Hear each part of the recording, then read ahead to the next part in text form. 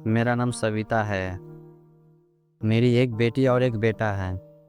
मेरी बेटी की शादी हो चुकी है और बेटा भी विवाहित है। मेरा बेटा अक्सर नौकरी की वजह से बाहर रहता है, जबकि बहू मेरे पास रहती है। मेरे बेटे की शादी को 4 साल हो चुके हैं और बेटी की शादी को 2 साल। एक दिन मेरी बेटी सुनीता ने मुझे फ़ोन करके बताया कि उसके पति की नौकरी चली गई है। अब उन दोनों के लिए मुसीबतें बढ़ गई थी। मैंने तुरंत उसे अपने घर बुलाने का फैसला किया ताकि मैं उसकी मदद कर सकूं। अगले दिन वह मुझसे मिलने आई। जब वो आई तो उसके चेहरे पर तनाव साफ दिखाई दे रहा था। मैंने उन्हें कहा कि जब तक दामाद को नई नौकरी नहीं मिल जाती तब तक वे मेरे साथ रह सकते हैं। लेकिन उसके बाद मेरी बहू की सुनीता के प्रति सहानुभूति कम होने लगी। एक दिन मैंने बहू को गुस्से में कहा कि अगर उसे मेरी बेटी से परेशानी है तो वह अपने घर चली जाए। मेरे यह कहने पर उसे बहुत गुस्सा आया और उसने तुरंत अपना बैग भर कर अपने घर जाने का निर्णय लिया।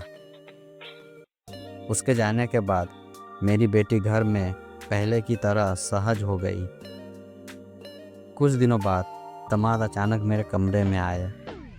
उस समय मैं अपनी अलमारी में कपड़े निकाल रही थी, क्योंकि मुझे एक दोस्त की बेटी के शादी में जाना था। मैंने कुछ साड़ियाँ अलग रखी थी। जब मैं एक साड़ी के ब्लाउज को ट्राई कर रही थी तभी दामाद बिना दरवाज़ा खटखटाए कमरे में आ गए। उन्हें देखकर मैंने तुरंत अपना चेहरा पीछे कर लिया।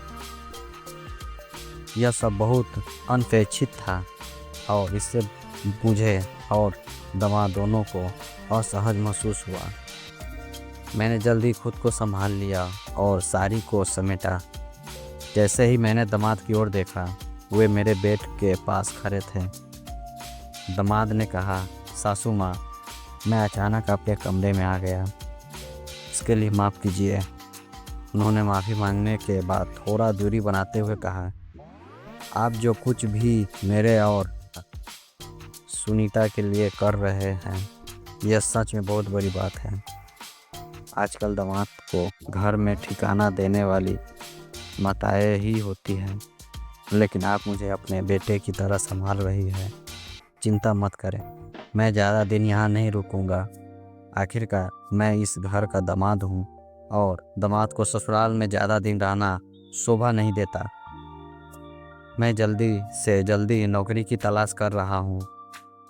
मैंने दामाद से कहा, आपको मुझे धन्यवाद कहने की ज़रूरत नहीं है, और हाँ, आप इस घर के इकलौते दामाद हैं। आपको कोई शर्म नहीं होनी चाहिए। इस घर को अपना ही समझे। मेरी बात सुनकर दामाद ने मुझे अचानक गले लगा लिया और कहा, सासू माँ, मैं आपके इस उपकार का कितना कर्ज चुकाऊंगा यह मुझे भी नहीं पता। जब दामाद ने मुझे गले लगाया तो मैं चौंक गई। आखिरकार वे मेरे दामाद थे और हमारा रिश्ता इतना खुला नहीं था। मैंने सोचा कि यह नई पीढ़ी की सोच हो सकती है, जिसमें दामाद अपनी सास से बिना झिझक बातचीत करते हैं। धीरे धीरे मेरे मन में कुछ अनचाही बातें आने लगी। मुझे ऐसा लगने लगा कि सुनीता और दामाद के बीच कुछ ठीक नहीं था। एक रात जब मैं सुनीता के कमरे में निकल रही थी तो मुझे उसके कमरे से बड़बड़ाने की आवाज़ सुनाई दी। मुझे यकीन था कि उसके बीच कुछ विवाद चल रहा था। जब मैंने सुना कि सुनीता अपने पति से कह रही थी 10 दिन हो गए, लेकिन इस आदमी ने अभी तक नई नौकरी नहीं पाई, पूरे दिन लैपटॉप पर बैठकर क्या कर रहा है, अब यह मुझसे तेल की मालिश की मांग कर रही है। मैं इस बेकार इंसान की मालिश नहीं करूंगी। सुनीता इतनी भड़क गई थी कि उसने मेरे सामने ही अपने पति का अपमान करना शुरू कर दिया। मैंने उसे डांटते हुए कहा, सुनीता, अपने शब्दों का ध्यान रखो। दामाद को एक न एक दिन नौकरी मिल जाएगी। यह कठिन समय बीत निकल जाएगा। इस समय तुम्हें अपने पति का मानसिक समर्थन करना चाहिए। पति की सेवा करना बहुत पुण्य का कार्य है। मेरी बात सुनकर सुनीता ने तंज कसते हुए कहा, माँ, अगर तुम्हारा दामाद इतना प्यारा लगता है तो तुम ही उसे तेल की मालिश कर दो। मैं कुछ कहने की वाली थी कि दामाद ने मेरा हाथ पकड़ लिया और मुझे कमरे से बाहर ले जाने लगे। उन्होंने कहा, सासू माँ, मैं सुनीता की चिड़चिड़ाहट को समझ सकता हूँ। मेरे जैसे व्यक्ति को घर में बैठना शोभा नहीं देता, लेकिन मैं भी क्या करूँ। मेरे पूरे प्रयास के बावजूद मेरी किस्मत खराब है। बात करते करते दामाद की आंखों में आंसू आ गए। मैंने कहा, हिम्मत मत हारिए, सब कुछ ठीक हो जाएगा। फिर मैंने कहा, आप इस बेड के किनारे बैठिए, मैं आपको तेल की मालिश कर देती हूँ। इससे आपका मन शांत हो जाएगा और आप अच्छी नींद ले सकेंगे। जैसे ही मैंने मालिश शुरू की, दामाद ने मेरा हाथ पकड़ लिया और उसे अपने कंधे पर घुमाने लगे। उन्होंने कहा, सासू माँ, आपके हाथ में सच में जादू है। कुछ ही मिनटों में मेरे सिर का तनाव दूर हो गया। क्या आप मेरी गर्दन पर भी थोड़ा तेल लगाकर मालिश कर देंगे? जब मैंने उसके कंधे पर हाथ फेरा तो मुझे थोड़ी लाज महसूस हुई। मैंने बहाना किया कि मेरा हाथ दुख रहा है और तुरंत उसमें थोड़ा दूरी हो गई।